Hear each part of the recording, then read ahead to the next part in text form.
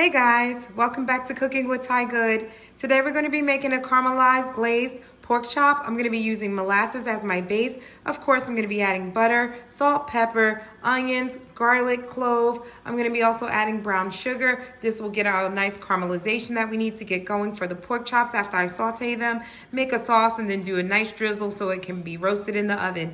So let's get started on this recipe.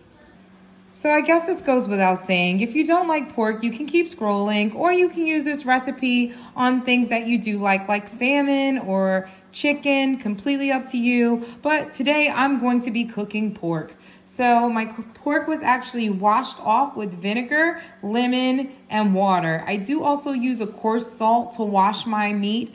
It's completely up to you what you use. As long as you wash your meat off, that's all that matters.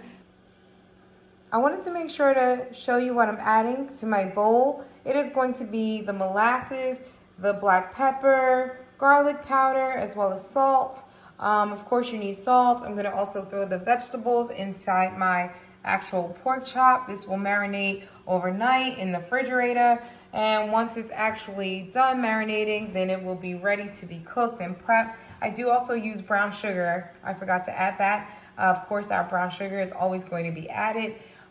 So just make sure that you add all of these ingredients into a bowl. Make sure that it's a nice thick consistency. It is going to be a little liquidy because I'm going to add just a little bit balsamic vinaigrette just to see if I can get a little bit more pungent to marinate and actually penetrate the meat and give a nice taste to it. I do want some salt effect there. I think that's why I'm going to use the balsamic vinaigrette, but please, this is going to be something that I am playing around with. I do use this on a regular basis. I do not use the balsamic vinaigrette. I just use the salt, usually as my salt component or the option to make it a little bit more salty. I just know that's what I'm going to try today. So let's see how it goes. What did I do? What did I do? So I did concoct a sauce. If you actually look at it, it's everything that you would use to make and create a barbecue. Only thing that I am missing is a tomato paste. So I did add the molasses, about 6 tablespoons of molasses. I did add 3 tablespoons of brown sugar. I did add a teaspoon of salt, black pepper, and garlic. I am whisking this so it can actually come together. And I did add 3 tablespoons of the balsamic vinaigrette. So the balsamic vinaigrette just gave it a nice little salty taste. In addition to it, salt doesn't need to be that overwhelming. So I used some salt as well as the balsamic vinaigrette. It helped loosen up the molasses. So I'm happy that I did add it. It's a nice addition to it. If I had tomato paste, again, it would just turn into a barbecue sauce. So that's the only thing missing from this. But I'm going to make sure to stick the pork with a fork so that way the sauce can penetrate. If you need more sauce, if you want to really get it in there, feel free to double the ingredients so that way you could get more volume or more quantity, just so you could take a look at that. It's not even glazing like the complete surface of the bottom of my bowl. I just wanted to show you guys that, how much I have, because it's supposed to be a marinade, not necessarily everything that goes on.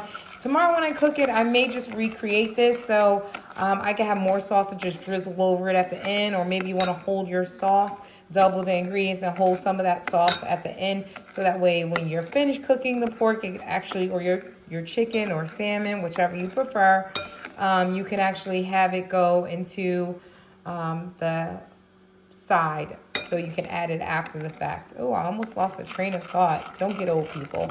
Definitely don't get old. So I'm going to just drizzle this over it now once I actually puncture the meat to get it nice and tenderized and make sure.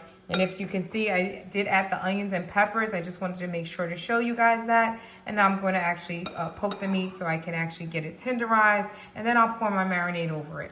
I forgot to tell you guys about a very important part of the process, which is turning over your meat so it can marinate on both sides, especially if you don't provide as much sauce as you need. Maybe you should double that batch, because that was a learning curve for me just now.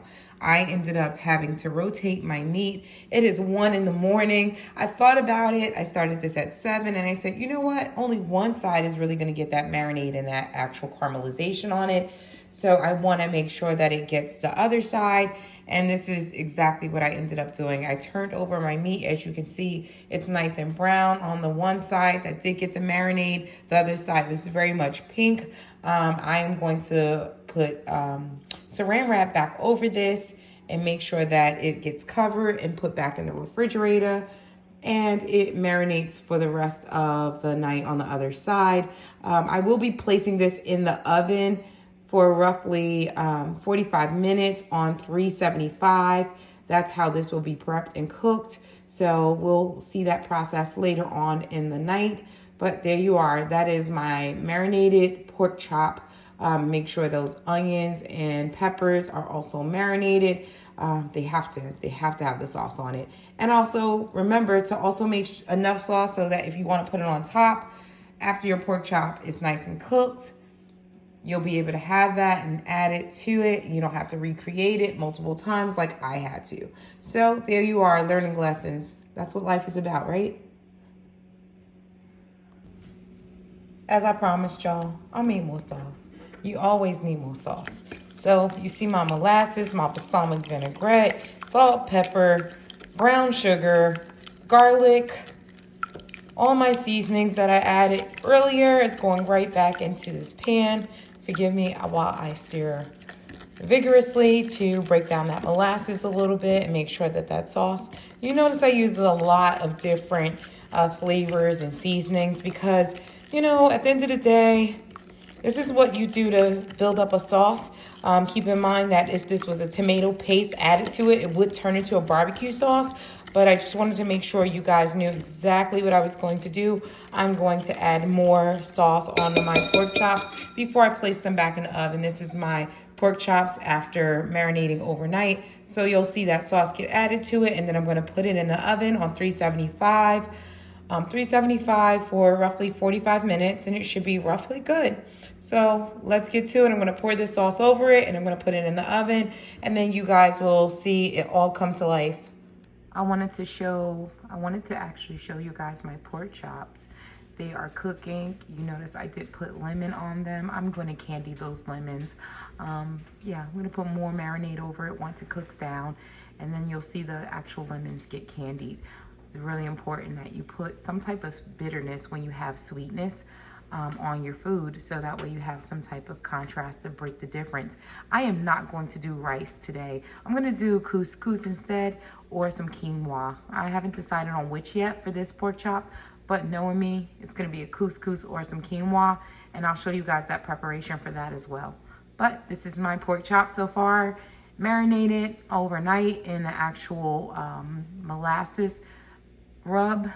Don't forget that it is molasses, brown sugar. You do also have some balsamic vinaigrette in there, salt, pepper, garlic. Of course, you have to have your pepper.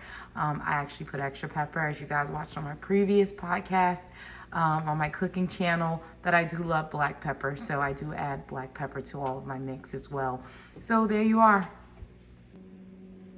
This is the quinoa that I use. Just want to let you guys know, I prep my quinoa the same way that I prep my rice. This baby is going to soak in cold water and get the rinse of all that residue off of it. It is a great source of fiber and protein. I know you guys can see the packaging. Protein is what I'm going for nowadays. So that's going to be a great addition to my pork chop. I'm just going to dive right in by prepping a bowl with water and pouring my quinoa in. It is very important that you wash your rice as well as your quinoa. Anything that is a grain, wash it. That's pretty much it. You don't know how much pesticide or chemicals they picked up along the way, but I always soak it just to make sure I get anything off that I don't want. If I really want to clean it, I may add a little bit of vinegar as well as lemon, but this isn't called for. This, you can see, this is the organic quinoa. I'm gonna go dive right into this water with the quinoa, and I will show you how I prep it. So I rinsed my quinoa off. It did take 2 separate rinses. It is clean. This is a really great brand, very great brand. So this is my quinoa. It took very little to rinse this off. I rinsed it twice just to get any residue off. If you see that you have oil or film at the top of your water, you know that you need to still continue to rinse it. I don't have this problem here with this one because it is a great quinoa and a brand. So I'm gonna get started on my quinoa. I'm boiling my water, adding my quinoa, and then putting some lemon and butter in it. That's right, lemon, butter. If you really like, you can add some Italian seasoning, some salt, pepper, give it some flavor because everything needs seasoning and flavor. I never like to go into anything, even if it has a sauce. I know I've said this before in the previous video, but even if it has a sauce, I do still put seasoning in my rice, my grains. Everything has to be proper. That way, if you get a bite of it by itself, you still have a refreshing and delicious bite. So I'm gonna continue finishing off this quinoa, and then we'll come back to a finished plate. So I just opened the oven, and this is the actual pork chop, molasses glazed. It is amazing. It looks great. This is exactly what I expected. I actually can't wait to get into that caramelized bite right there on the tip of that. This is going to be really delicious. I'm going to show you my quinoa is actually up there. It's going to come to a boil. Once that is done and the grains are completed, I'm going to get into this pork chop and plating it so you guys can see the nice final result. Look at all those vegetables in there, caramelized, the onion, the actual green peppers. Oh, this is going to taste amazing. I can't wait to get you guys the final picture of it. I do notice I say the word amazing a lot, but I think it's because I'm so taken back by the smells that hit me when I open this oven and start to really want to dive into what the description of this food is. I don't know what else to call it. Phenomenal doesn't sound like it does enough justice. I don't know. Amazing just has a specific razzle dazzle to it to me. There you are. That's pretty much my glazed molasses pork chop. I did add the lemon just to get it over. Just a couple more little bit of bites into that sweetness of the molasses glaze. I'm gonna make sure that this is plated and looks beautiful for you guys to view. So here we are. This is the molasses glazed pork chop. As you can see, the lemon there, as well as the green peppers and onions. I'm just gonna zoom in so you guys can just take a look as that molasses just basically glistens off of the pork chop. You also see my quinoa and rice underneath it. I'll never forget the first time I introduced my kids to quinoa. They were just so hilarious with the grain comments. They thought it looked like pebbles. They called it the fish gravel. It was so many funny little remarks, but after they ate it, there was not one complaint in the house. This is the caramelized molasses glazed pork chop. I have so many recipes that live in my head.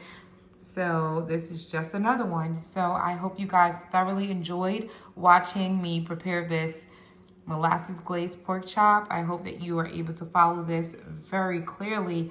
The instructions was given. Don't forget you have molasses, you have balsamic vinaigrette, you have your salt, pepper, garlic. You have to add, don't forget your vegetables. Add whatever vegetables you like. If you like carrots, you know, anything, peas, you can always add this to the glaze. Just don't let it sit too long or it will become soggy. That's just my only recommendation. But yeah, thank you guys so much for joining me. I'm gonna go enjoy this with a loved one, as I hope you guys are as well. Here you are, my molasses glazed pork chop and with some quinoa and rice. So hopefully you guys will enjoy.